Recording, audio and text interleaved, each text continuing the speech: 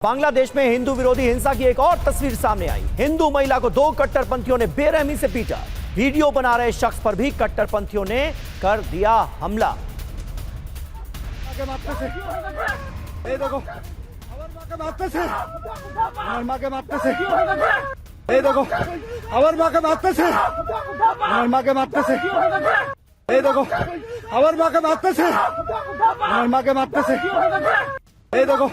तो बांग्लादेश में इस वक्त जो हो रहा है उसका एक केंद्र बांग्लादेश के अल्पसंख्यक हिंदू हैं। जहां हिंसा हुई वहां के कुछ आंकड़े अब आपके सामने रखने जा रहे हैं। बांग्लादेश में हिंसा, कैसे हिंदुओं को बनाया जा रहा है निशाना, कहां कहां दंगे हुए, ये अब हम आपको दिखाते हैं। ये देखिए, जो तस्वीरें सामने आई हैं वो तो हम आपको लगातार दिखाई रहे हैं, लेकिन परसेंटेज देखिए। ढाका में दंगे हुए, यहां पर हिंदुओं की आबादी सिर्फ 6% है और मुस्लिमों की 93%। राजशाही, यहां पर हिंदू सिर्फ 5% है।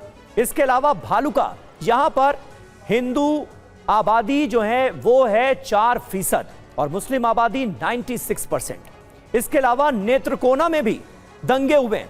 यहां पर भी हिंदू सिर्फ 5% हैं क्योंकि माइनॉरिटीज हैं वहां पर हिंदू। और दंगे हुए जमालपुर में भी, जहां पर मुस्लिम आबादी 97% है और हिंदू सिर्फ 3%।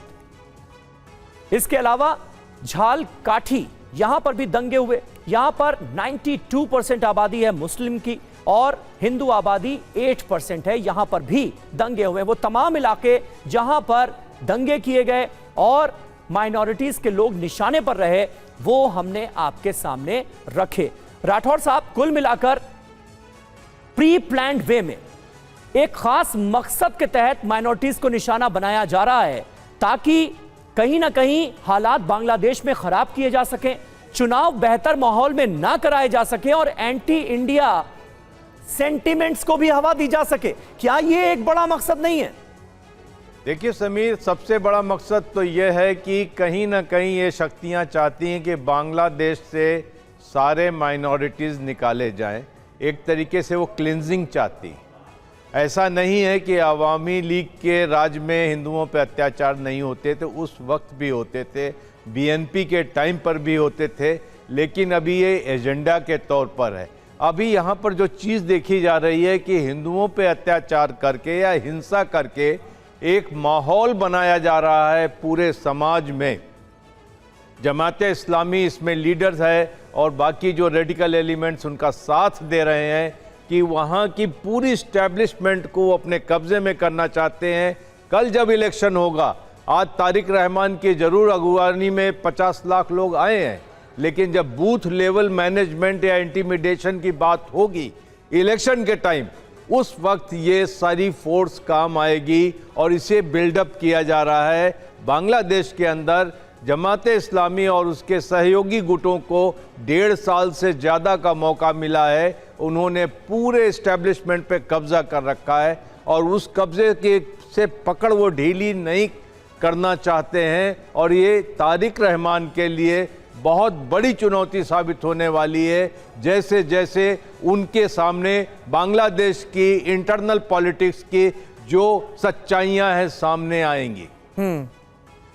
बिल्कुल, और वो सच्चाई बहुत हद तक सामने आ भी रही है।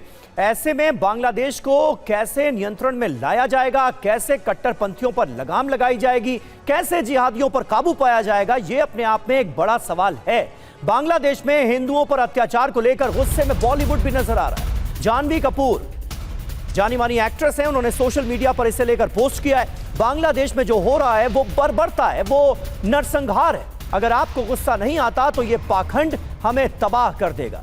जया प्रदा ने भी इस चुप्पी पर सवाल उठाए। सेकुलरिज्म के नाम पर हम आंखें बंद कर चुप हैं, ये कहा है जया प्रदा ने। आज मैं बहुत दुखी हूं। आज मेरा कलेजा फट रहा है ये सोचकर कि एक इंसान के साथ इतनी दरिंदगी कैसे हो सकती है।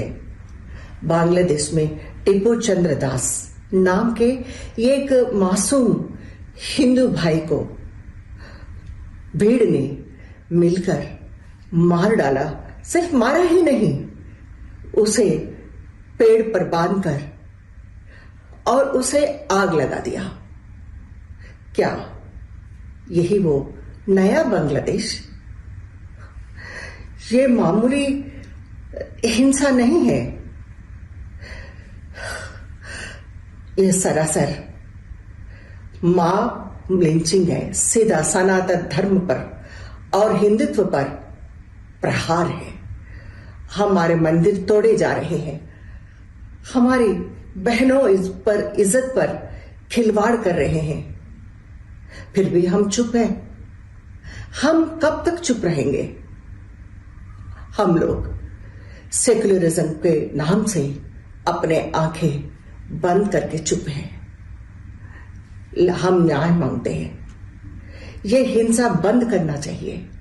हम सब आवाज उठाना चाहिए। उन हिंदू भाई लोगों को बांग्लादेश में जो हिंसा कर रहे हैं, उनको परेशानी कर रहे हैं, उन सबको हम मदद करना चाहिए। वाकई कई दिल दहला देने वाली तस्वीरें बांग्लादेश से सामने आई हैं, जिसने सबको हिलाकर रख दिया है। दीपू चंद्र दास की हत्या पर बॉलीवुड की कलाकार जानवी कपूर भी गुस्से में नजर आ रही हैं, नाराज नजर आ रही हैं। उन्होंने कहा कि बांग्लादेश में जो हो रहा है वो बर्बरता है, ये तो नरसंहार है और ये कोई अकेली घटना नहीं है। इस अमानवीय लिंचिंग के बारे में पढ़ें, सवाल पूछें।